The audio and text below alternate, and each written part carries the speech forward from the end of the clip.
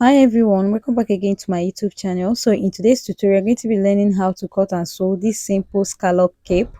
I used the picture on the side of my screen to recreate mine with Ankara. So if this sounds like something you're interested to learn, please keep on watching and also don't forget to hit on subscribe button, turn on the notification bell, and let's dive right into today's tutorial. So guys, I've gone ahead to fold my pattern as you can see. So for the cape length, I want it at 9 inch. This is very normal. After making my 2 point, I went ahead to connect with a straight ruler. Okay, so it will serve as my starting line.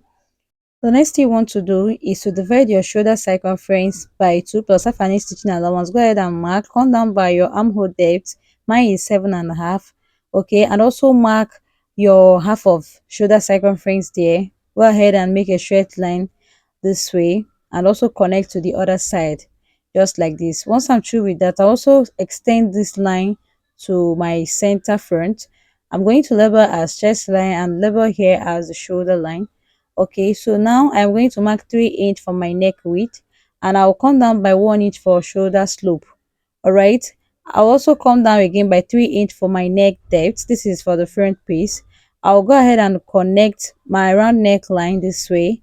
On the shoulder line, I'm going to measure about 3.5 here. If you're in a bigger size, please measure 4 inch. Okay, I made a mark of 3.5, so I came down by 1 inch for the shoulder slope. So from the neck width, I'll go ahead and connect from there to that other side. Okay, so once I'm through with that, next thing I want to do now is to divide what I have there. Then I'll find the midpoint. I'll mark it, come inside by half of an inch. On the chest line, mark quarter of your bust circumference. So I'm going to use my curve rule to connect the 3 dots I have. Okay, just connect like so. I always do this on the channel. So after connecting, I'll just make it very visible using the pencil. Okay, so once I'm through with that, next thing I want to do is to measure the distance I have from there to that point. You can say I have 7 inch. So this 7 inch, I'll divide it into 3 sections. After dividing into 3 sections, I'll use my marker to label as 1, 2, 3. That is section 1, section 2, and section 3. So once you're through with that, next you want to do is to come down here on the center front. You're going to come down by 1 inch or 3/4 inch. For me, I marked 1 inch. Okay, so from that section 1, that point, you're going to come up by 1.5 inch. Then go ahead and connect. Just make a straight line there. Can you see? So once I'm through with that, next thing I want to do now is to connect from that point to that upper part where I came up by 1.5. Use your curve rule to connect the curve this way. Can you see what I just did here? You can also achieve this using your free hand. Okay, so this is my first curve. Now I'm going to connect from that 1.5 inch to section 2. So this is how I'm curving it. I'm going to connect or curve from the section 1 to this section 2. Okay, I now have two curve here. So to get the three curve, like the third curve, what I'm going to do is to divide what I have from here to that point. Can you see? So what I had there was 6 inch. Can you see? So I'm going to get the midpoint. I'll mark like 3 inch for the midpoint. Okay, so after marking, I'm also going to measure what I have here to that point, and I have 1 inch from there to the chest line. I have 1 inch, so I'll just use the 1 inch to make a straight line. This is just for a guide. I'll go ahead and connect this way. Okay, so after connecting, I'm going to also measure what I have here. Like I said before, I marked 3.5, and I'm also going to mark the same 3.5 on that other side. So I'll use my straight ruler to connect. Okay, to connect in a straight line. They are all for a guide. So now I'm going to mark the midpoint I have here. From that shoulder slope to that point, I have 5 inch. So I mark the midpoint of 2.5. So on this other line, I'm going to divide what I have there by 2. I had 3.5, right? So I'll just mark the midpoint. Okay, so after that, I'm going to connect from that point to this other point, like you connect the 2 points just like this. Can you see? So after connecting those points, I'm also going to connect from that point on the armhole line. I'm going to connect from the armhole line to this other point. You can see what I have here. Can you see? So once I'm through with that, I'm going to come down by 1 inch from that point I marked earlier. I came down by 1 inch again. So I went ahead to connect to that other point. So from this other point, I'll connect to the 3 section I have here. Can you see how the curve went? Can you see? So once I'm through with this, next thing I want to do now is to go ahead and cut it out. This is very simple. Okay, so go ahead and cut it out this way. Just look at what I'm doing. We left some space for us to breathe. My head is quiet now. I can rest. So guys, this was what I had after I was done cutting. This is what it looks like. Can you see? So the next thing I want to do now is to cut the back piece.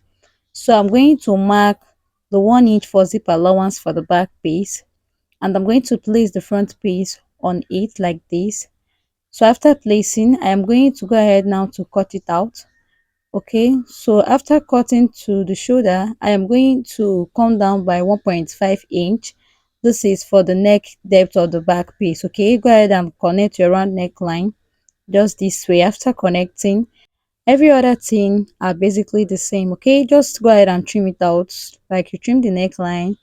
Also go ahead and cut through the curves and all of that. Okay, so once you're through with that, also remember to slash your zip allowance side. Okay, so this is what I had here for the boat piece. Can you see? So the next thing I want to do now is to transfer to my actual fabric. So I've gone ahead to transfer this to the actual fabric, and you can see I gave half an inch space for stitching allowance all the way around. Can you see? So each of the piece has two pieces, like it has two pieces. So one is going to be the lining and one will be for the main fabric. So for the back piece, I have about 4 pieces for the back piece. Can you see? And for the front piece is just 2 pieces, like the lining and the main fabric. Do you get? So the next thing you need to do is to iron a very strong stay on all these pieces you have here.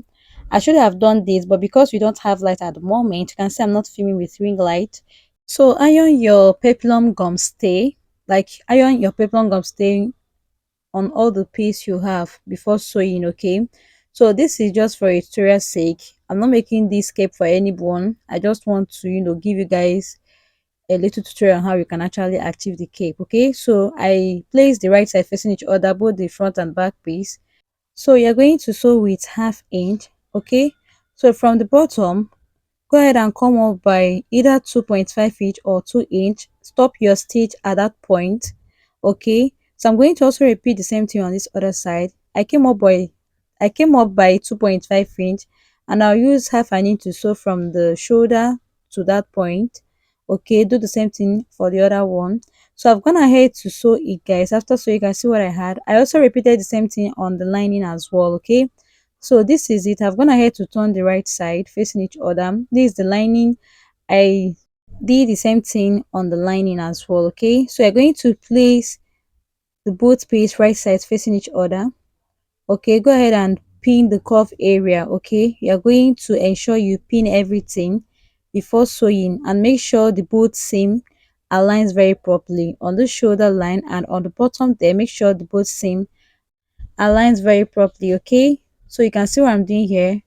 I'm just pinning the curves area. I'm pinning them down this way. Okay, so after pinning, I'll go ahead and stitch with half an inch. Okay, so I'm going to go ahead and sew this way. You're going to stitch with half an inch.